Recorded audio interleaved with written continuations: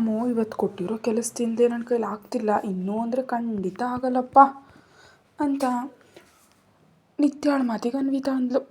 ಸರಿ ಸರಿ ಇನ್ನು ಹೋಗು, ತಡ ಆದರೆ ನಿಮ್ಮ ಬಾಸ್ ಇಲ್ಲಿಗೆ ಬಂದರೂ ಬರಬಹುದು ಅಂತ ಅನ್ವಿತಾಳನ್ನು ಆರ್ಯನ ಕ್ಯಾಬಿನ್ಗೆ ಕಳಿಸಿ ನಿತ್ಯ ತನ್ನ ಕೆಲಸದ ಜಾಗಕ್ಕೆ ಹೊರಟು ಹೋದರು.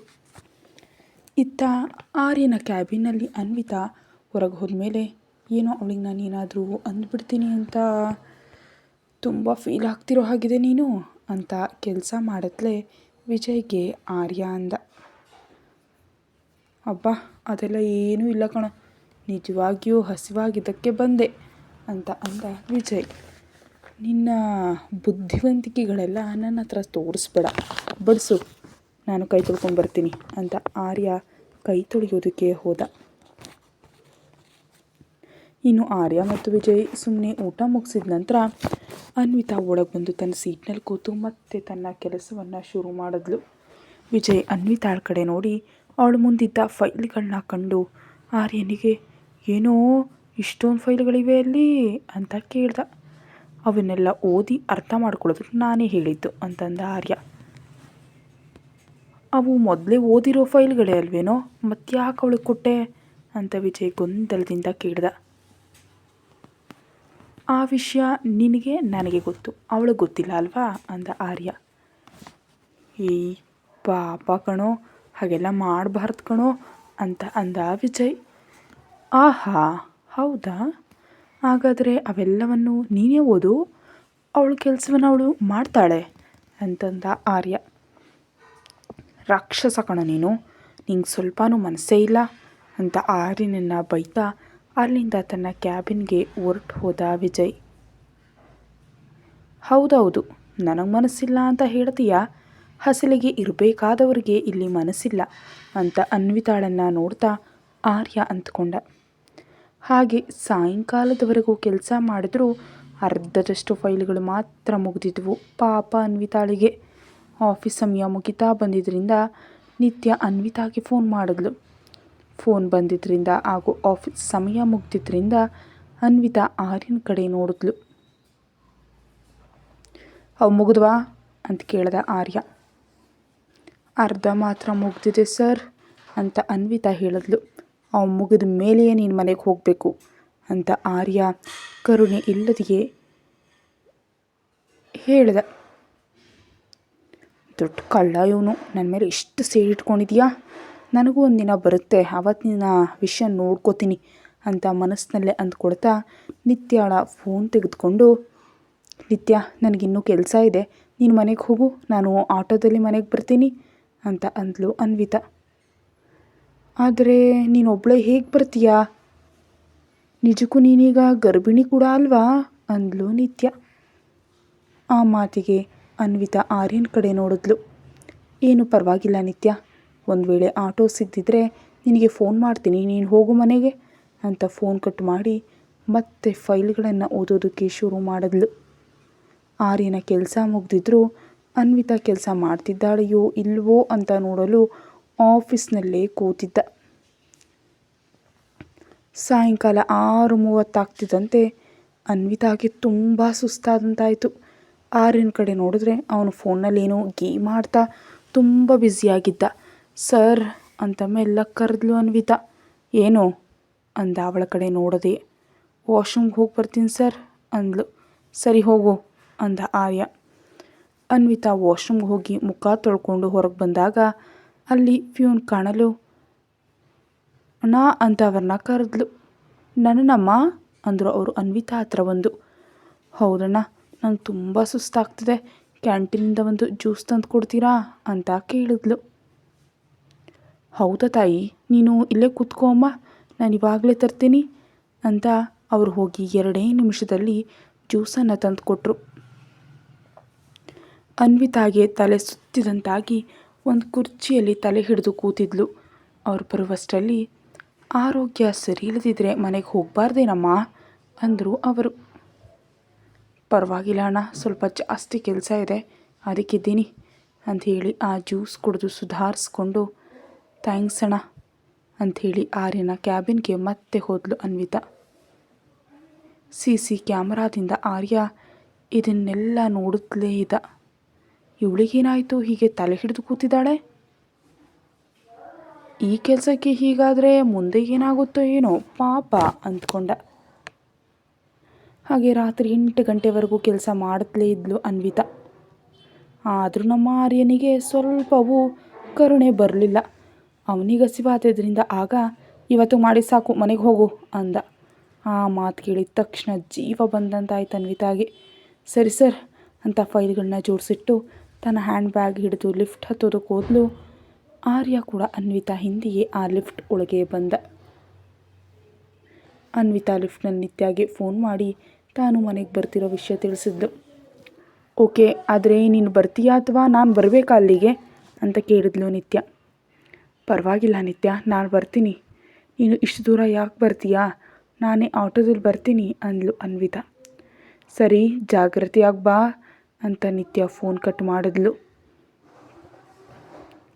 ಅನ್ವಿತಾ ಕೂಡ ಫೋನ್ ಕಟ್ಟಾದ ಮೇಲೆ ಲಿಫ್ಟ್ ಯಾವಾಗ ನಿಲ್ಲುತ್ತೋ ಅಂತ ಕಾಯ್ತಾ ಇದ್ಲು. ಅವಳು ಇತ್ತ ಅತ್ತ ನೋಡ್ತಿದ್ರೆ ಆರ್ಯ ಮಾತ್ರ ಅವಳನ್ನ ಓರೆಗಣ್ಣಿನಿಂದ ನೋಡ್ತಿದ್ದ. ಅಪ್ಪ ಅಮ್ಮ ನಿನ್ನನ್ನು ಬಿಟ್ಟರು, ನೀನು ಗಂಡನನ್ನ ಬಿಟ್ಟೆ. ಇವಾಗ ನಿನ್ನಿಷ್ಟದಂತೆ ತಿರುಗ್ತಾ ನಿನಗಿಷ್ಟ ಬಂದು ಕೆಲಸ ಮಾಡ್ತಿದ್ಯಾ? ವಾವ್, ನಿಜಕ್ಕೂ ನೀನು ಗ್ರೇಟ್ ಅಂದ ಆರ್ಯ. ಆ ಮಾತಿಗೆ ಅನ್ವಿತಾ ಅವನ ಕಡೆ ನೋಡಿದ್ಲು. ನಾನು ಹೇಳ್ತಾ ಇರೋದು ನಿಜ ಅಲ್ವಾ ಅಂದ ಆರ್ಯ. ಆರ್ಯ, ಅನಗತ್ಯವಾಗಿ ನಿನಗೆ ತೋಚಿದಂತೆ ಮಾತಾಡಬೇಡ ಅಂದ್ಲು ಅನ್ವಿತಾ. ಏಯ್, ಇಲ್ಲಿ ನಾನು ನಿನ್ನ ಬಾಸ್, ಅರ್ಥ ಆಯ್ತಾ ಅಂತ ಅನ್ವಿತಾಳನ್ನು ಹತ್ರ ಕೇಳಿಕೊಂಡು ಅವಳ ಕೆನ್ನೆಗಳನ್ನ ಗಟ್ಟಿಯಾಗಿ ಅದುಮಿ ಹಿಡ್ದ. ಅದರಿಂದ ಅನ್ವಿತಾಗೆ ಮಾತಾಡೋದಕ್ಕೂ ಕೂಡ ಆಗಲಿಲ್ಲ. ನಾನು ಮಾಡಿದ ಕೆಲಸಕ್ಕೆ ಮನೆಯಲ್ಲೇ ಅಳ್ತಾ ಕೂತಿರ್ತೀಯ ಅಂದ್ಕೊಂಡಿದ್ದೆ. ಆದರೆ ನೀನು ಯಾವುದೂ ತಿಳಿಯದವಳಂತೆ, ಏನೂ ಆಗೇಳದವಳಂತೆ ಹೊರಬಂದು ನಿನ್ನಿಷ್ಟ ಬಂದಾಗಿ ತಿರುಗಾಡ್ತಿದ್ಯಾ.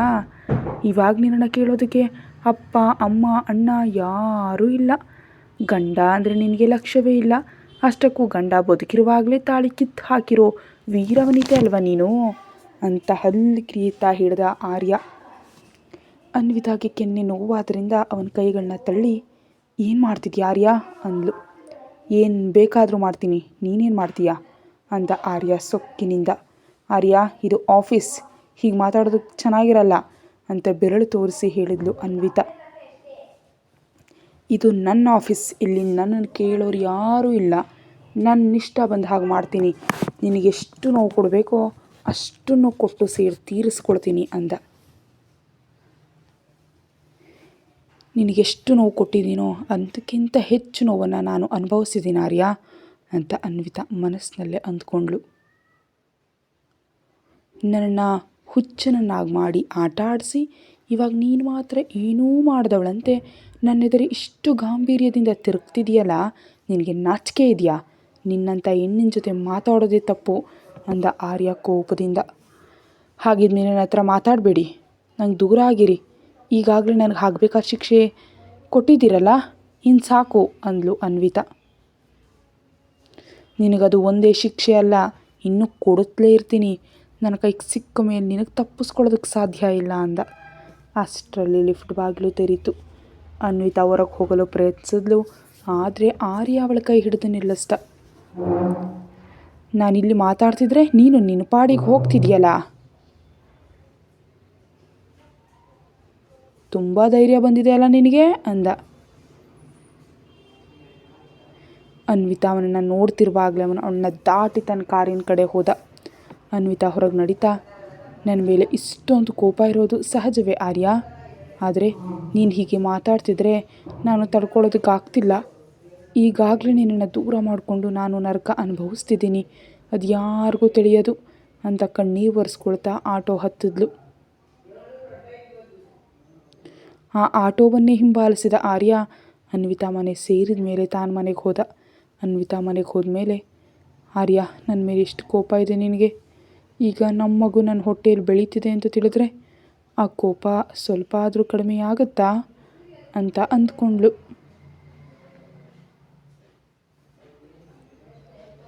ಏನೇ ಒಳಗೆ ಬಾರ್ದೆ ಅಲ್ಲೇ ಏನೋ ಯೋಚನೆ ಮಾಡ್ತಿದ್ಯಾ ಅಂತ ನಿತ್ಯ ಎದುರು ಬಂದು ಅವಳ ಬ್ಯಾಗನ್ನು ತೆಗೆದುಕೊಂಡ್ಳು.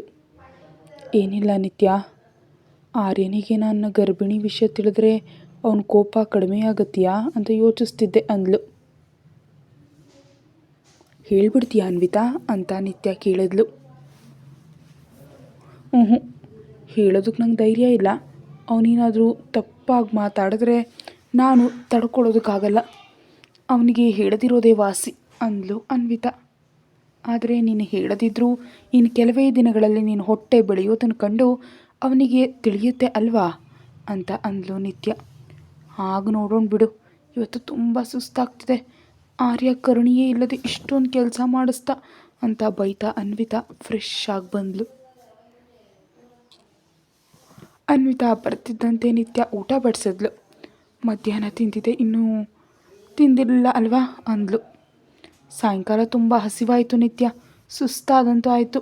ಫ್ಯೂನ್ ಅಣ್ಣ ಜ್ಯೂಸ್ ತಂದು ಕೊಟ್ಟರು, ಅದು ಕುಡಿದ ಮೇಲೆ ಸುಧಾರಿಸ್ಕೊಂಡೆ ಅಂದ್ಲು ಅನ್ವಿತಾ. ಸರಿ, ನಾಳೆಯಿಂದ ನಾನೇ ಬಾಕ್ಸ್ ಕೊಡ್ತೀನಿ, ತೊಗೊಂಡು ಹೋಗು ಅಂದ್ಲು ನಿತ್ಯ. ಅನ್ವಿತಾ ಊಟ ಮಾಡ್ತಾ, ನಿತ್ಯ ನಿನಗೆ ತುಂಬ ಕೆಲಸ ಜಾಸ್ತಿ ಮಾಡ್ತಿದ್ದೀನಲ್ವಾ ಅಂದ್ಲು. ಮತ್ತೆ ಹಾಗೆ ಹೇಳಿದ್ರೆ ಚೆನ್ನಾಗಿರಲ್ಲ. ನೀನು ನನಗೆ ಗೆಳತಿಗಿಂತ ಹೆಚ್ಚು. ಬಾಲ್ಯದಿಂದಲೂ ನಾವು ಜೊತೆಗಿದ್ದವರು. ನನಗೆ ಈ ಲೋಕದಲ್ಲಿ ನನ್ನವರು ಅಂತ ಯಾರಾದರೂ ಇದ್ದರೆ ಅದು ನೀನು ಮಾತ್ರ ಅಂತ ನಿತ್ಯ ಸಮಾಧಾನ ಮಾಡಿದ್ಲು. ಸೂರ್ಯ ಮತ್ತು ಅನ್ವಿತಾ ಒಂದಾಗುವವರೆಗೂ ತಾನೇ ಅವಳನ್ನ ನೋಡ್ಕೊಳ್ಳೋದಾಗಿ ನಿತ್ಯ ಭರವಸೆ ನೀಡಿದ್ಲು. ಅನ್ವಿತಾ ಮಾತ್ರ ನಾನು ಮತ್ತು ಆರ್ಯ ಒಂದಾಗೋದು ಜಾರಿ ಇಲ್ಲದ ಮಾತು ಅನಿಸುತ್ತೆ, ಆದರೆ ಅವ್ನು ನನ್ನ ಕಣ್ಣೆದುರು ಇದ್ದರೆ ಅಷ್ಟೇ ಸಾಕು ಅಂತ ಬೇಸರ ಪಟ್ಲು. ನಂತರ ಅನ್ವಿತಾ ಮಾತ್ರೆ ತೆಗೆದುಕೊಂಡು ಮಲಗಿದ್ಲು. ಇತ್ತ ಆರ್ಯ ಮನೆಗೆ ಹೋದಾಗ ವಿಜಯ್ ಮದ್ಯದ ಬಾಟಲಿ ತಂದು ಅವನ ಮುಂದೆ ಇಟ್ಟ. ಇವತ್ತು ನಿನಗೆ ಕಂಪ್ನಿ ಕೊಡೋಣ ಅಂತ ಬಂದೆ ಅಂತ ಇಬ್ಬರು ಕೂದ್ರು. ಆರ್ಯ ಅನ್ವಿತಾಳ ಬಗ್ಗೆ ಯೋಚಿಸ್ತಿದ್ದ. ಏನೋ ಆರ್ಯ, ಅನ್ವಿತಾ ಬಗ್ಗೆ ಯೋಚನೆ ಮಾಡ್ತಿದ್ಯಾ ಅಂತ ವಿಜಯ್ ಕೇಳ್ದ. ನನಗೆ ಬೇರೆ ಕೆಲಸ ಇಲ್ಲ ಅಲ್ವಾ, ಅದಕ್ಕೆ ಅವಳ ಬಗ್ಗೆ ಯೋಚನೆ ಮಾಡ್ತಾ ಇದ್ದೀನಿ ಅಂತ ಆರ್ಯ ವ್ಯಂಗ್ಯವಾಗಿ ಹೇಳ್ದ. ನಿನ್ನ ಬಾಯಿ ಸುಳ್ಳು ಹೇಳಿದ್ರು ಕಣ್ಣುಗಳು ನಿಜ ಹೇಳ್ತಿವೆ ಆರ್ಯ, ಒಂದ್ಸಲ ಅವಳ ಜೊತೆ ಕೂತು ಮಾತಾಡಬಾರ್ದಾ ಅಂದ ವಿಜಯ್. ಇನ್ನೂ ಏನು ಉಳಿದಿದೆ ಮಾತಾಡೋದಕ್ಕೆ ಅಂದ ಆರ್ಯ. ವಿಜಯ್ ಅನ್ವಿತಾ ಪರ ಮಾತಾಡಿದ್ರು ಆರ್ಯ ಮಾತ್ರ ಅವಳೇ ನನ್ನ ವಶಪಡಿಸ್ಕೊಂಡ್ಳು, ಈಗ ಅವಳೇ ನನ್ನ ಬಿಟ್ಟು ಹೋದ್ಲು, ಅವಳಿಗೆ ನಾನಂದರೆ ಲೆಕ್ಕನೇ ಇಲ್ಲ ಅಂದ. ವಿಜಯ್ ಮತ್ತು ಆರ್ಯ ಬಾಲ್ಯದ ಸ್ನೇಹಿತರು. ವಿಜಯ್ ಪೋಷಕರು ವಿದೇಶದಲ್ಲಿದ್ದರೂ ಅವನು ಆರ್ಯನಿಗಾಗಿ ಇಲ್ಲೇ ಇದ್ದಾನೆ. ಮರುದಿನ ಬೆಳಗ್ಗೆ ಆಫೀಸ್ನಲ್ಲಿ ಅನ್ವಿತಾ ಗುಡ್ ಮಾರ್ನಿಂಗ್ ಸರ್ ಅಂತ ಆರ್ಯನನ್ನು ವಿಶ್ ಮಾಡಿದ್ಲು. ಇವತ್ತು ಮೀಟಿಂಗ್ ಎಷ್ಟೊತ್ತಿಗಿದೆ ಅಂತ ಆರ್ಯ ಕೇಳ್ದ. ಮಧ್ಯಾಹ್ನ 1 ಗಂಟೆಗೆ ಹೋಟೆಲ್ನಲ್ಲಿ ಸರ್ ಅಂದ್ಲು ಅನ್ವಿತಾ. ಅನ್ವಿತಾ ಸೀಟ್ನಲ್ಲಿ ಕೂತು ಆರ್ಯನನ್ನು ಕಣ್ಣು ತುಂಬ ನೋಡ್ಕೊಳ್ತಾ ಕೆಲಸ ಶುರು ಮಾಡಿದ್ಲು. ಇವತ್ತು ಸ್ವಲ್ಪ ಕೂಲಾಗಿದ್ದಾನೆ ಅನಿಸುತ್ತೆ ಅಂತ ಅಂದ್ಕೊಂಡ್ಳು. ಸರಿಯಾಗಿ 12:30 ಆರ್ಯ ತನ್ನ ಕೆಲಸ ನಿಲ್ಲಿಸಿ, ಅನ್ವಿತಾ ಆ ಫೈಲ್ಗಳನ್ನ ತೆಗೆದುಕೊಂಡು ಬಾ, ಮೀಟಿಂಗ್ಗೆ ಹೋಗಬೇಕು ಅಂದ. ನಾನು ಕೂಡ ಬರಬೇಕಾ ಅಂತ ಅನ್ವಿತಾ ಕೇಳಿದ್ಲು. ನನ್ನ ಪಿ ಎ ಯಾರು, ಮತ್ತು ಯಾರು ಬರ್ತಾರೆ ಅಂತ ಆರ್ಯ ಗಂಭೀರವಾಗಿ ಹೇಳ್ದ. ಅನ್ವಿತಾ ಫೈಲ್ ಹಿಡಿದು ಅವನ ಹಿಂದೆ ಹೋದ್ಲು. ಡ್ರೈವರ್ ಬೇಡ ಅಂತ ಆರ್ಯನೇ ಕಾರ್ ಓಡಿಸ್ತಿದ್ದ. ಪಕ್ಕದಲ್ಲಿ ಅನ್ವಿತಾ ಕೂತಿದ್ಲು.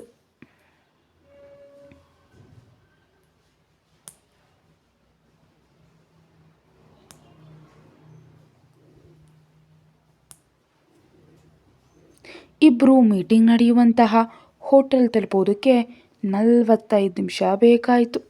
ಅಲ್ಲಿಗೆ ಹೋದ್ಮೇಲೆ ಮೀಟಿಂಗ್ಗೆ ಸಂಬಂಧಿಸಿದಂತಹ ಎಲ್ಲ ಫೈಲ್ಗಳನ್ನ ಆರ್ಯನ ಕೈಗೆ ಅನ್ವಿತಾ ನೀಡಿದ್ಲು. ಮೀಟಿಂಗ್ ಅದೆಲ್ಲ ಮುಗಿಯುವಷ್ಟರಲ್ಲಿ 2 ಗಂಟೆ ಸಮಯ ಹಿಡಿತು. ಮೀಟಿಂಗ್ ನಡೆಯೋವರೆಗೂ ಅನ್ವಿತಾ ಆರ್ಯನ ಪಕ್ಕದಲ್ಲೇ ಇದ್ಲು. ಸಮಯ 3:30 ಆಗ್ತಿದ್ರಿಂದ ಆರ್ಯ ಇಲ್ಲೇ ಊಟ ಮುಗಿಸ್ಕೊಂಡು ಹೋಗೋಣ ಅಂತ ಹೇಳ್ದ. ಪರವಾಗಿಲ್ಲ ಸರ್, ನಾನು ಆಫೀಸ್ಗೆ ಹೋದ್ಮೇಲೆ ತಿಂತೀನಿ ಅಂತ ಅಂದ್ಲು ಅನ್ವಿತಾ. ನಾನು ನಿನ್ನನ್ನು ಕೇಳಲಿಲ್ಲ, ಇಲ್ಲಿ ತಿನ್ನಬೇಕು ಅಂತ ಹೇಳಿದೆ ಅಷ್ಟೇ ಅಂತ ಆರ್ಯ ಗಂಭೀರವಾಗಿ ಹೇಳಿ ಟೇಬಲ್ ಹತ್ರ ಹೋಗಿ ಕೂತ. ಸೊಕ್ಕು ಮಾಮೂಲಾಗಿಲ್ಲ ಇವನಿಗೆ ಅಂತ ಅನ್ವಿತಾ ಮನಸ್ಸಲ್ಲಿ ಅಂದ್ಕೊಂಡು ಬೇರೆ ದಾರಿ ಇಲ್ಲದೆ ಆರ್ಯನ ಹಿಂದೆ ಹೋಗಿ ಟೇಬಲ್ ಹತ್ರ ಕೂತ್ಲು. ಅನ್ವಿತಾ ಏನು ತಿಂತಾಳೆ ಅಂತ ಕೇಳದೆಯೇ ಆರ್ಯ ತನಗೆ ಇಷ್ಟ ಆದವುಗಳನ್ನ ಆರ್ಡರ್ ಮಾಡ್ದ. ಕನಿಷ್ಠ ಏನು ತಿಂತೀಯಾ ಅಂತ ಕೂಡ ಕೇಳಲ್ವ ಇವನು. ಅಸಲಿಗೆ ಈ ಸಮಯದಲ್ಲಿ ನನಗೆ ಏನು ತಿನ್ನಬೇಕು ಅನ್ನಿಸ್ತಿಲ್ಲ. ಇವನು ಏನು ಆರ್ಡರ್ ಮಾಡಿದಾನೋ, ಇನ್ನೇನು ಬರುತ್ತೋ ಅಂತ ಅಂದ್ಕೊಳ್ತಾ ಅನ್ವಿತಾ ಕಾಯ್ತಾ ಕೂತ್ಲು. ಸಾಂಬಾರ್, ರೈಸ್, ಮೊಸರನ್ನ ಮತ್ತು ಇನ್ನು ಕೆಲವು ಸ್ಟಾರ್ಟರ್ಸ್ಗಳನ್ನೆಲ್ಲ ಆರ್ಯ ಆರ್ಡರ್ ಮಾಡಿದ. ಅವೆಲ್ಲವನ್ನು ಟೇಬಲ್ ಮೇಲೆ ನೋಡ್ತಿದ್ದಂತೆ ಅನ್ವಿತಾಗೆ ಯಾಕೋ ಒಮ್ಮೆಗೆ ಹೊಟ್ಟೆಯೆಲ್ಲ ತೊಳಸಿದಂತಾಯಿತು. ಅದರಲ್ಲೂ ಅಲ್ಲಿನ ಊಟದ ವಾಸನೆ ಅನ್ವಿತಾಗೆ ಬಂದಾಗಿನಿಂದ ಆಗ್ತಿರಲಿಲ್ಲ. ತಿಂದಿದ್ರೆ ಮತ್ತೆ ಒಂದು ಜೊತೆ ಏನು ಗಲಾಟೆಯೋ ಅಂದ್ಕೊಂಡು ತನಗೆ ಇಷ್ಟ ಇಲ್ದಿದ್ರು 2 ತುತ್ತು ತಿಂದು ಸಾಕು ಅಂತ ಸುಮ್ಮನಾದ್ಲು. ಅವಳು ತಿಂದಿದ್ದನ್ನು ಕಂಡು ಅದನ್ನು ನೋಡಿದ್ರೂ ಕೂಡ ಆರ್ಯ ಏನು ಲೆಕ್ಕಿಸ್ಕೊಳ್ಳದೆ ತಾನು ಹೊಟ್ಟೆ ತುಂಬ ತಿಂದು ಬಿಲ್ ಪಾವತಿಸಿ ಆಚೆ ಬಂದ. ಆರ್ಯನ ಹಿಂದೆ ಹೋದ ಅನ್ವಿತಾ ಕಾರ್ನಲ್ಲಿ ಕೂತ ತಕ್ಷಣ ಸ್ವಲ್ಪ ತಣ್ಣನೆಯ ನೀರು ಕುಡಿದು ಆರಾಮವಾಗಿ ಸೀಟ್ನಲ್ಲಿ ಹಿಂದಕ್ಕೆ ಹೊರಗದ್ಲು. ಆದರೆ ಆ ಪ್ರಯಾಣ ಕೂಡ ಅವಳಿಗೆ ಬರಲಿಲ್ವೋ ಏನೋ. ಹೊಟ್ಟೆಲೆಲ್ಲ ತೊಳಸಿದಂತಾಗಿ ವಾಂತಿ ಬರುವಂತಾಯಿತು. ಸರ್ ಪ್ಲೀಸ್ ಒಂದ್ಸಲ ಕಾರ್ ನಿಲ್ಲಿಸ್ತೀರಾ ಅಂದ್ಲು. ಯಾಕೆ ಅಂದ ಆರ್ಯ ಕಿರಿಕಿರಿಯಿಂದ ಕೇಳಿದ. ವಾಂತಿ ಬರ್ತಿದೆ ಸರ್, ಪ್ಲೀಸ್ ಒಂದ್ಸಲ ನಿಲ್ಲಿಸಿ ಅಂತ ಹೇಳ್ತಿದ್ದಂತೆ ಆರ್ಯ ವೇಗವಾಗಿ ಕಾರ್ ನಿಲ್ಲಿಸ್ದ. ಆರ್ಯ ಕಾರ್ ನಿಲ್ಲಿಸಿದ್ದೇ ತಡ. ಅನ್ವಿತಾ ವೇಗವಾಗಿ ಬಾಗಿಲು ತೆರೆದು ಕೆಳಗಿಳಿದು ಈಗ ತಿಂದಿದ್ದಷ್ಟೇ ಅಲ್ಲದೆ ಬೆಳಗ್ಗೆ ತಿಂದ ತಿಂಡಿಯನ್ನು ಕೂಡ ಪೂರ್ತಿಯಾಗಿ ವಾಂತಿ ಮಾಡಿಕೊಂಡ್ಳು. 5 ನಿಮಿಷವಾದರೂ ಅವಳ ವಾಂತಿ ನಿಲ್ಲದಿದ್ದರಿಂದ ಆರ್ಯ ಮೆಲ್ಲಗೆ ಕಾರ್ ಇಳಿದು ಅನ್ವಿತಾ ಹಿಂದೆ ಬಂದು ಅವಳ ಕಿವಿಗಳನ್ನ ಗಟ್ಟಿಯಾಗಿ ಹಿಡ್ಕೊಂಡ. ಹೊಟ್ಟೆಯಲ್ಲಿದ್ದೆಲ್ಲ ಹೊರಗೆ ಬಂದ ಮೇಲೆ ಅವಳಿಗೆ ಸ್ವಲ್ಪ ಆರಾಮವಾಯಿತು. ಅದನ್ನು ಕಂಡು ಆರ್ಯ ಕಾರ್ನಲ್ಲಿದ್ದ ನೀರಿನ ಬಾಟಲಿ ತಂದು ಅನ್ವಿತಾ ಮುಂದೆ ಇಟ್ಟ. ಅನ್ವಿತಾ ಆ ಬಾಟಲಿ ಪಡೆದು ಮೊದಲು ಬಾಯಿ ಮುಕ್ಕಳಿಸಿ ಸ್ವಲ್ಪ ನೀರು ಕುಡಿದು ಮುಖ ತೊಳ್ಕೊಂಡು ಥ್ಯಾಂಕ್ ಯು ಸರ್ ಅಂತ ತನ್ನ ಸೆರಗಿನಿಂದ ಮುಖ ಒರೆಸ್ಕೊಂಡ್ಳು. ಆರ್ಯ ಅನ್ವಿತಾಳನ್ನೇ ನೋಡ್ತಿದ್ರಿಂದ ನಾನು ಆರಾಮಾಗಿದ್ದೀನಿ ಸರ್, ಹೋಗೋಣ ಬನ್ನಿ ಅಂದ್ಲು. ಇಲ್ಲಿವರೆಗೆ ಚೆನ್ನಾಗೇ ಇದ್ಲಲ್ಲ, ಇವಳಿಗೀಗೇನಾಯಿತು ಅಂತ ಆರ್ಯ ಅಂದ್ಕೊಳ್ತಾ ಮತ್ತೆ ಕಾರ್ ಸ್ಟಾರ್ಟ್ ಮಾಡ್ದ. ಅನ್ವಿತಾ ಮತ್ತೆ ಕೂತ ತಕ್ಷಣ ಆರ್ಯ AC ಸರಿ ಮಾಡ್ದ. ಮೈಗೆ ಸ್ವಲ್ಪ ತಣ್ಣಗನ್ಸಿದ್ರಿಂದ ಅನ್ವಿತಾ ಸುಸ್ತಾಗಿ ಹಾಗೆ ಕಾರ್ನಲ್ಲೇ ನಿದ್ದೆ ಹೋದ್ಲು. ಆಫೀಸ್ ಬಂದರೂ ಅನ್ವಿತಾ ನಿದ್ದೆಯಿಂದ ಎದ್ದಿರಲಿಲ್ಲ. ಹಾಗಾಗಿ ಆರ್ಯ ಹಾಗೆ ಕೂತು ಅನ್ವಿತಾಳನ್ನು ನೋಡ್ತಿದ್ದ. ಇವಳು ಏನಾಗಿದೆ, ಯಾಕೆ ಹೀಗಿದ್ದಾಳೆ ಅಂತ ಯೋಚಿಸ್ತಿದ್ದ. 1 ಗಂಟೆ ಕಾಲ ಅನ್ವಿತಾ ಹಾಗೆ ನಿದ್ದೆ ಮಾಡಿದ್ಲು. ಆರ್ಯ ಅವಳಿಗೆ ತೊಂದರೆ ಕೊಡದೆ ಹಾಗೆಯೇ ನೋಡ್ತಿದ್ದ. ಅನ್ವಿತಾ ಗಾಢ ನಿದ್ದೆಯಲ್ಲಿದ್ದಾಗ ಸ್ವಲ್ಪ ತಂಗಾಳಿಗೆ ಅವಳ ಎದೆ ಹತ್ತಿರ ಸೀರೆ ಸ್ವಲ್ಪ ಸರಿದಿತ್ತು. ಅದರಿಂದ ಆಟೋಮೆಟಿಕ್ಕಾಗಿ ಆರ್ಯನ ಕಣ್ಣುಗಳು ಅತ್ತ ಕಡೆ ಹೋದವು. ಅವಳ ಬಲ ಎದೆಯ ಹತ್ತಿರ ತುಂಬ ಕೆಂಪಗೆ ಗಾಯಗಳಾದಂತೆ ಕಂಡು ಬಂದಿದ್ದರಿಂದ ಅಂದು ಅವರ ನಡುವೆ ನಡೆದ ಆ ಘಟನೆ ಆರ್ಯನ ಕಣ್ಣು ಮುಂದೆ ಬಂತು. ಅವು ಅವನು ಮಾಡಿದ ಗಾಯಗಳೇ ಆಗಿದ್ವು. ಅದು ನೆನಪಿಗೆ ಬರ್ತಿದ್ದಂತೆ ಮತ್ತೆ ಅನ್ವಿತಾ ಮೇಲೆ ಸಿಟ್ಟು ಉಕ್ಕಿ ಬಂತು. ಸ್ಟೀರಿಂಗ್ ಮೇಲೆ ಜೋರಾಗುತ್ತಿದ್ದಾಗ ಹಾರ್ನ್ ಜೋರಾಗಿ ಸದ್ದಾಯಿತು. ಅದಕ್ಕೆ ಅನ್ವಿತಾ ಬೆಚ್ಚಿ ಬಿದ್ದು ಎದ್ಲು. ಅನ್ವಿತಾ ಎದ್ದಿದ್ದನ್ನು ಕಂಡ ಆರ್ಯ ಸಿಟ್ಟಿನಿಂದ ಕಾರ್ ಬಾಗಿಲು ತೆರೆದು ಆಫೀಸ್ ಒಳಗೆ ಹೊರಟು ಹೋದ. ನನ್ನನ್ನು ಎಬ್ಸೋದಕ್ಕಾಗಿ ಹಾರ್ನ್ ಹೊಡೆದಾಗಿದೆ ಈ ಗೂಬೆ, ಅದೇನೋ ಕರೆದಿದ್ರೆ ನಾನು ಹೇಳ್ತಿದ್ದೆ ಅಲ್ವಾ ಅಂತ ಆರ್ಯನನ್ನ ಬೈತಾ ಅನ್ವಿತಾ ಅವನ ಹಿಂದೆಯೇ ಹೋದ್ಲು. ಅನ್ವಿತಾ ಕ್ಯಾಬಿನ್ಗೆ ಹೋದ ಮೇಲೆ ಕೂಡ ಅವನು ತನ್ನ ಕೆಲಸದಲ್ಲಿ ತೊಡಗಿದ್ದ. ಆರ್ಯ ಅನ್ವಿತಾಗೆ ಆ ದಿನ ಯಾವುದೇ ಕೆಲಸ ಹೇಳಿಲ್ಲ. ಇದ್ದ ಕೆಲಸವನ್ನೇ ಮೆಲ್ಲಗೆ ಮಾಡ್ತಾ ಸಮಯ ಕಳೆದ್ಲು. ಸಾಯಂಕಾಲ ಆಫೀಸ್ ಸಮಯ ಮುಗೀತಿದ್ದಂತೆ ಆರ್ಯನ ಕಡೆ ನೋಡಿದ್ಲು. ಇವತ್ತು ಕೂಡ ಮತ್ತೆ ಏನಾದರೂ ಕೆಲಸ ಕೊಡ್ತಾನಾ ಈ ಮಹಾನುಭಾವ, ಇಲ್ಲ ಮನೆಗೆ ಹೋಗಲು ಹೇಳ್ತಾನಾ ಅಂತ ಯೋಚಿಸ್ತಿದ್ಲು. ಅಷ್ಟರಲ್ಲಿ ವಿಜಯ್ ಆರ್ಯನ ಕ್ಯಾಬಿನಿಗೆ ಬಂದು ಅನ್ವಿತಾ, ನೀನಿನ್ನು ಏನು ಮಾಡ್ತಿದ್ಯಾ ಇಲ್ಲಿ, ಆಫೀಸ್ ಸಮಯ ಮುಗಿದಿದೆ, ನಿತ್ಯ ನಿನಗಾಗಿ ಕೆಳಗೆ ಕಾಯ್ತಿದ್ದಾಳು ಹೋಗು ಅಂದ. ಆರ್ಯ ಕೂಡ ಸುಮ್ಮನಿದ್ದರಿಂದ ಸರಿ ಅಂತ ತನ್ನ ಬ್ಯಾಗ್ ತಗೊಂಡು ಹೊರಗೆ ಹೋದ್ಲು. ಅನ್ವಿತಾಳನ್ನು ಕಂಡ ನಿತ್ಯ, ಏನೇ ಇವತ್ತು ನಿಮ್ಮ ಯಜಮಾನರು ಬೇಗನೆ ಬಿಟ್ಬಿಟ್ರಲ್ಲ ಅಂತ ನಗ್ತಾ ಅಂದ್ಲು. ಏಯ್ ನೀನು ಹಾಗೆ ಮಾತಾಡಿದ್ರೆ ಅದು ನನಗೆ ಡಬಲ್ ಮೀನಿಂಗ್ ಥರ ಕೇಳಿಸ್ತಿದೆ ಅಂತ ಅನ್ವಿತಾ ಕೂಡ ನಗ್ತಾ ಹೇಳಿದ್ಲು. ಕತೆ ಮುಂದುವರಿಯುತ್ತೆ. ಹೆಚ್ಚಿನ ವಿಡಿಯೋಗಾಗಿ ಚಾನಲ್ಗೆ ಮೆಂಬರ್ಶಿಪ್ ತಗೊಳ್ಳಿ. ಇದರಿಂದಾಗಿ ನೀವು ವಿಡಿಯೋವನ್ನು ಎಲ್ಲರಿಗಿಂತ ಮೊದಲೇ ನೋಡಬಹುದು. Thank you.